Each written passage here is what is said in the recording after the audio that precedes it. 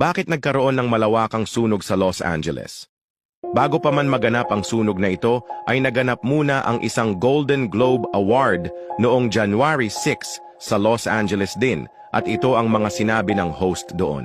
Cast and crew are leading the way with 11 mentions.